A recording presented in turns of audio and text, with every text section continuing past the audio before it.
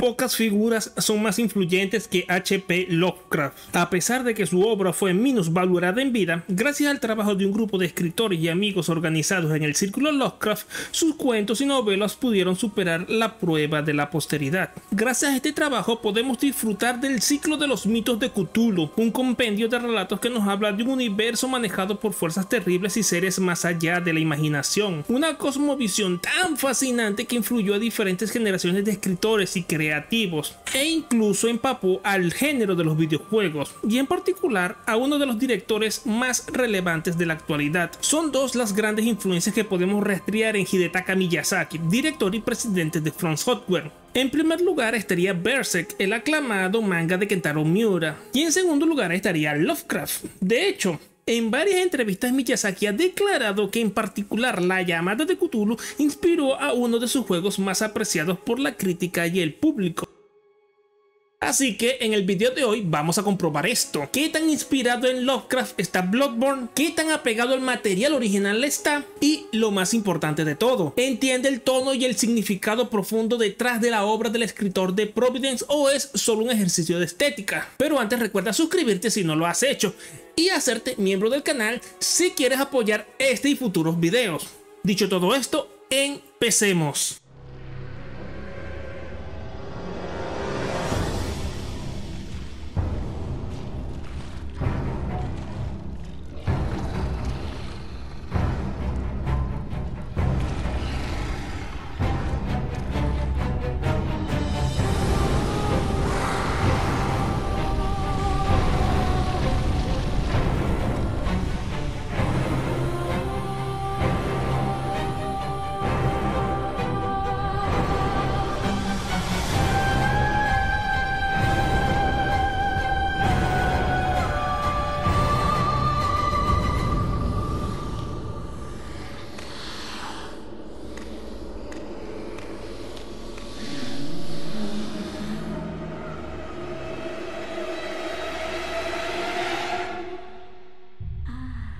Te conseguiste un cazador. El juego comienza de una forma más bien típica del resto de los Souls. Nos encontramos en medio de un mundo decadente en el cual las personas han enloquecido o degenerado en bestias sedientas de sangre, en el cual nuestro personaje debe abrirse paso para cumplir un designio dado por una entidad sobrenatural. En el caso de Bloodborne, hallar la vieja sangre. La cuestión es que a diferencia de Dark Souls o Elden Ring que transcurren en universos de fantasía épica, Bloodborne tiene una ambientación gótica y victoriana, lugares que en realidad no son tan Lovecraftianos. A fin de cuentas, la mayoría de los mitos de Cthulhu transcurren en la zona aledaña a Massachusetts, en Estados Unidos. Cosas como Frankenstein, Drácula e incluso los cuentos de Edgar Allan Poe son más acordes a esta ambientación. De hecho, en las primeras instancias del juego, Bloodborne sigue esta tradición. Una de las zonas secundarias, el castillo de Cainhurst, está habitado por una estirpe de vampiros, pero es que la sociedad de Yharnam, el lugar donde transcurren los eventos del juego, es adicta al consumo de la sangre proporcionada por la Iglesia de la Sanación, la cual es más solicitada que el alcohol o algún otro tipo de bebida. De hecho, es esta adicción a la sangre la que fue llevando a los usuarios a la locura y en el peor de los casos los convertía en monstruos parecidos a hombres lobo.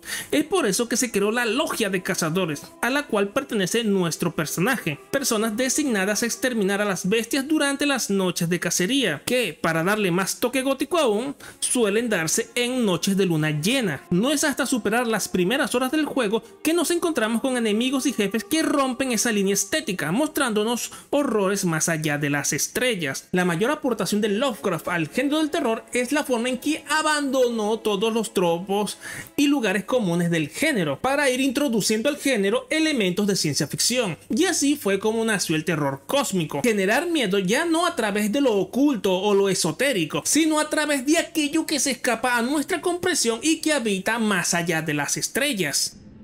Nacemos de la sangre nos hace hombres, la sangre nos deshace.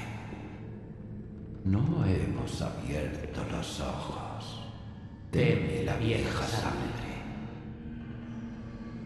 Si la Iglesia de la Sanación estudia la sangre de los dioses para aprovechar sus poderes curativos y explorar formas de tener audiencia con ellos para comprenderlo mejor, los eruditos de Bringenwerd buscan alcanzar el nivel de las deidades del juego para abrir sus ojos, conocer la verdad absoluta. Dentro del juego hay una estadística que se llama lucidez. Puedes subir la lucidez derrotando jefes o bien consumiendo objetos especiales. Una vez acumulas suficiente lucidez, puedes ver cosas en el mapa que antes estaban ocultas a plena vista. Algo que nos retrotrae al cuento de H.P. Lovecraft del más allá, escrito en 1920. La historia sigue a Crawford Tillinghast, quien desarrolla una máquina capaz de estimular glándulas en el cerebro que permiten percibir otras dimensiones y entidades normalmente invisibles. La máquina le revela una realidad oculta a nuestro protagonista llena de criaturas alienígenas y aterradoras que coexisten con nosotros, aunque los humanos normalmente no pueden percibirlas ni interactuar con ellas. A medida que la máquina sigue funcionando, las criaturas se vuelven más amenazantes, mientras que Tillinghast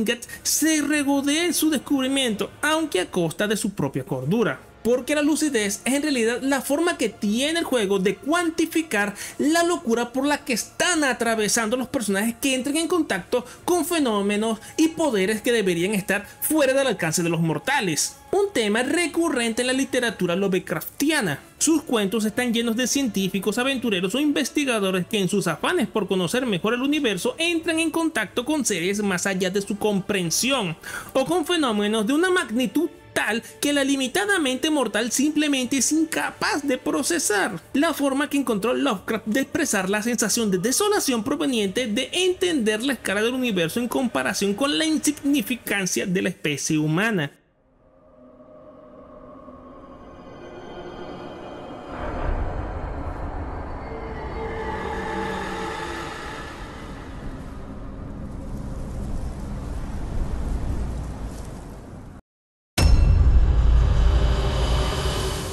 Los eventos de Bloodborne transcurren principalmente en la ciudad de Yharnam.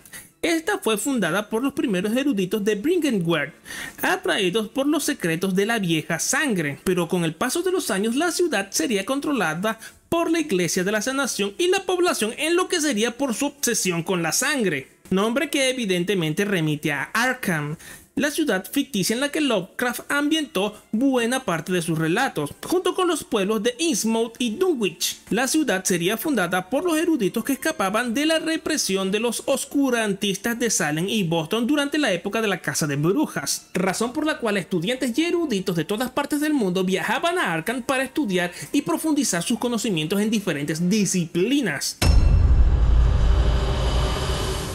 Bringenwerd es una de las zonas más importantes de todo el juego. A la orilla del lago lunar, allí se reúnen las mentes más brillantes de Yharnam con el único objetivo de entrar en contacto con los dioses. En un primer momento formaban parte del gobierno de la ciudad, pero terminarían aislándose del resto del mundo para dedicarse en exclusiva a sus investigaciones. Mientras que en el universo de Lovecraft tendríamos la Universidad de Miskatonic, la casa de altos estudios construida en Arkham. Este sería un punto de interés para la narrativa Lovecraftiana porque en su biblioteca existe una colección de documentos arcanos y ocultos, entre los que se encuentra una de las pocas copias que todavía sobreviven del Necronomicon. Además, muchos personajes de los cuentos de Lovecraft son estudiantes o profesores de Miskatonic.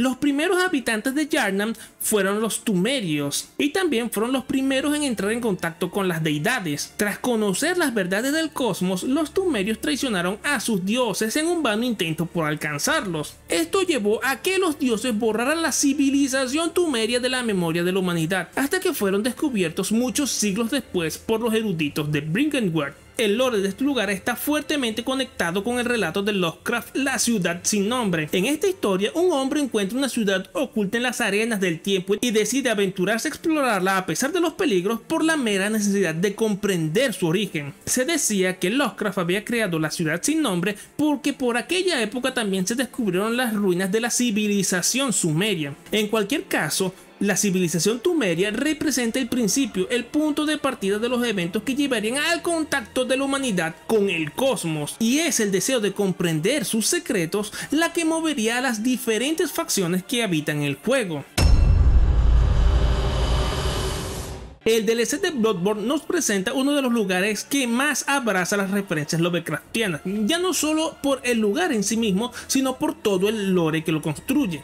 La aldea pesquera. Todo comenzó con Kos, quien era una deidad adorada por los habitantes de aquel pueblo, quienes fueron mutando gracias a su poder cósmico. En su búsqueda por ojos, los eruditos de Bringenwald salieron a cazar a los aldeanos para investigar la naturaleza de sus transformaciones. No se sabe a ciencia cierta si ellos tuvieron algún papel que ver en la muerte de Kos, pero sí que los cazadores cometieron alguna violación blasfema en su cuerpo. Pero aunque el cuerpo de Kos se pudrió en la orilla de la playa, alcanzó a maldecir a los cazadores.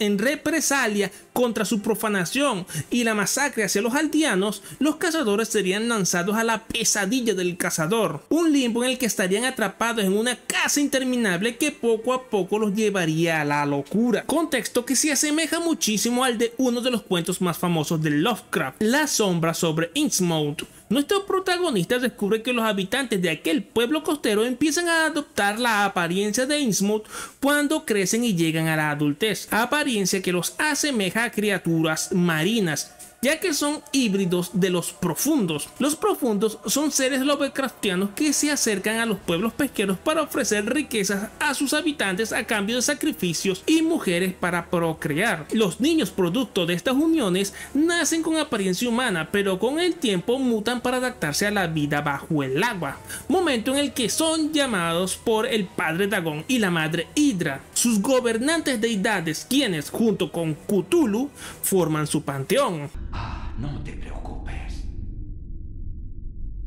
Pase lo que pase, creerás que solo ha sido un mal sueño.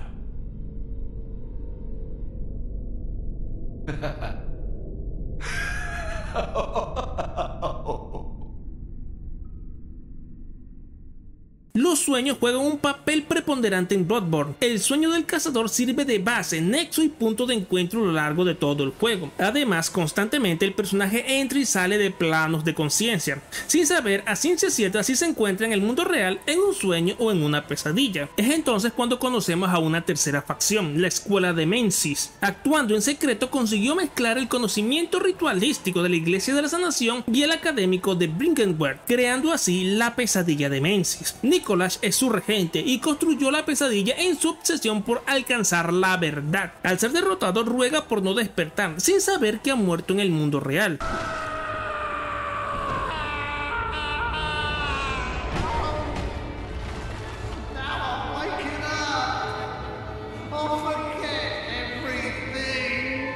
Algo muy parecido a lo que ocurre en el cuento Hypnos. El narrador se niega a dormir a toda costa, mientras escribe compulsivamente acerca de los viajes oníricos que realizó con su único amigo. Y es que a veces no se toma en cuenta que los mitos de Cthulhu no fueron los únicos trabajos en los que participó Lovecraft. En sus primeros años se dedicó a escribir cuentos de terror gótico, emulando el estilo de Edgar Allan Poe y autores semejantes.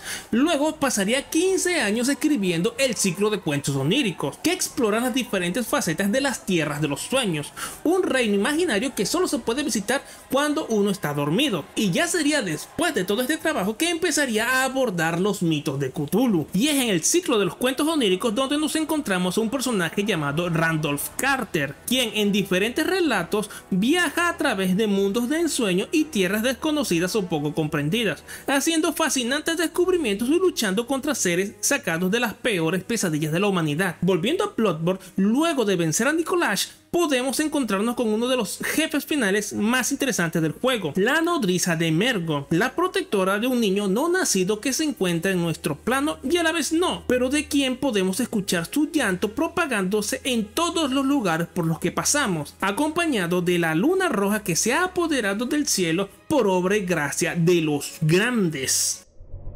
Maldice a los demonios.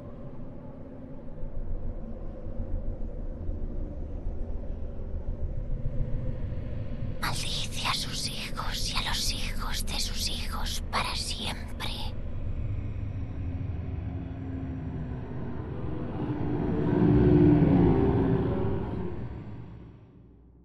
Si por algo es conocido el horror cósmico es por la existencia de los dioses exteriores, todo un panteón de deidades y seres de poder absoluto, encarnación de conceptos y motores de la creación tal y como la conocemos. Aunque suelen mencionarse estas deidades en los mitos de Cthulhu, rara vez aparecen de forma presente ante los humanos, y cuando se da uno de estos eventos, la sola visión de un dios exterior puede llevar a la locura hasta el más cuerdo de los presentes. Son la encarnación misma del terror cósmico, criaturas más allá de las estrellas tan poderosas que pueden erradicar la vida en la Tierra sin darse cuenta. Y el equivalente a los dioses exteriores en Bloodborne serían los grandes, deidades de este universo, aunque lo más apropiado sería decir que son entidades extraterrenales y extradimensionales. Los grandes entraron en contacto con la humanidad allá en los tiempos de los Tumerios, formando una alianza con ellos. Esta es la fuente de la vieja sangre, un regalo de los grandes que le dio a los Tumerios gran poder y sabiduría arcana, además de que les brindó una virtual inmortalidad. Pero los grandes fueron traicionados y en consecuencia borraron a los Tumerios de la memoria de la humanidad. Tendríamos que esperar al descubrimiento de sus ruinas por parte de los eruditos de Bringenworth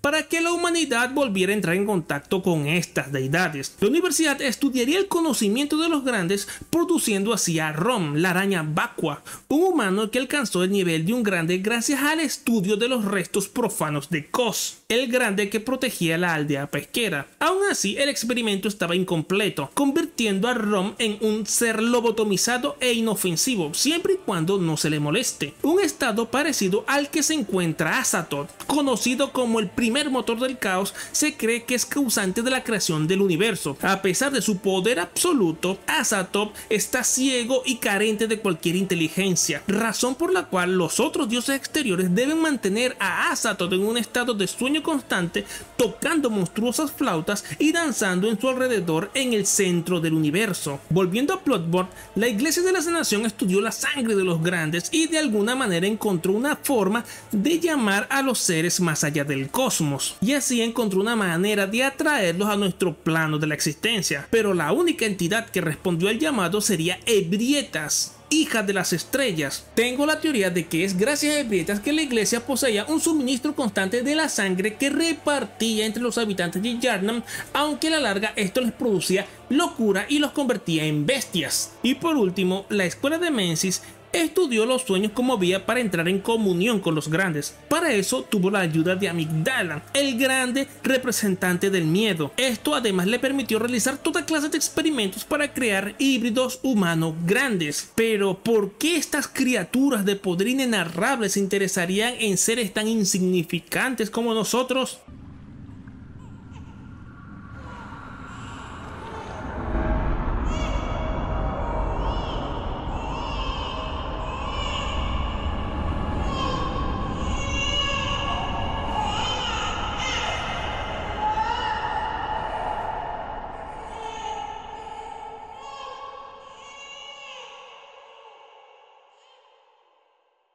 Por la influencia que tienen los grandes y el resultado de sus contactos con los humanos, podemos llegar a la conclusión de que buscan una manera de crear nuevos miembros de su especie. Ya desde los tiempos de los Tumerios se puede rastrear este vínculo común. Oedon, el sin forma, forjó una alianza con la reina Yharnam, soberana de los Tumerios. Esto les dio acceso a la sangre vieja y a la sabiduría cósmica. A cambio, la soberana albergó en su vientre a Mergo, el hijo de Oedon. Pero los Tumerios descubrieron el plan de los grandes, apresaron a su reina y le arrebataron del vientre a su hijo nonato. Ella moriría y su hijo desapareció de este plano, dejando solo como prueba de su existencia un llanto continuado. Al igual que con Kos, por mucho que aniquiles su cuerpo físico, su esencia seguiría existiendo por su naturaleza de ser extradimensional. Así pues, tras dar sepultura a la reina Yharnam, los Tumerios fueron castigados por interferir con el designio de los grandes. Esta relación transaccional también la vemos en los mitos. En el relato El horror de Dunwich conocemos a la familia Whiteley. El patriarca de la familia había hecho un pacto con el dios exterior Yog-Sothoth. Tras morir, su nieto Wilbur se colaría en la Universidad de Miskatonic para estudiar la copia del Necronomicon que hay en su biblioteca. Pero antes de concretar el robo, un perro guardián lo mataría. La muerte de Wilbur desencadenaría la furia de una criatura invisible que asolaría Dunwich. Tras ser revelada su verdadera monstruosa forma y acabar con la criatura utilizando los hechizos del Necronomicon, descubrimos que él es el hermano gemelo de Wilbur, ambos hijos del propio Yog-Sothoth. El patriarca de los Whiteley había entregado a su propia hija Lavinia al dios exterior a cambio de conocimiento y poder en las artes oscuras. Como podemos ver, Bloodborne no es solo uno de los mejores juegos de From Software, sino que además es un homenaje a la totalidad de la obra de H.P. Lovecraft, que explora cada una de sus etapas creativas y entiende los mitos de Cthulhu como muy pocas veces se ha visto. Y si te interesa saber más de los mitos de Cthulhu o del terror en general, te dejo por aquí este video en el que hablo de El Rey de Amarillo, una de las entidades más fascinantes de todo el género, que tuvo también su correlato en la literatura Lovecraftiana a través de Hastur, el Rey de Amarillo. Y sin más que decir, nos vemos. Chao, chao.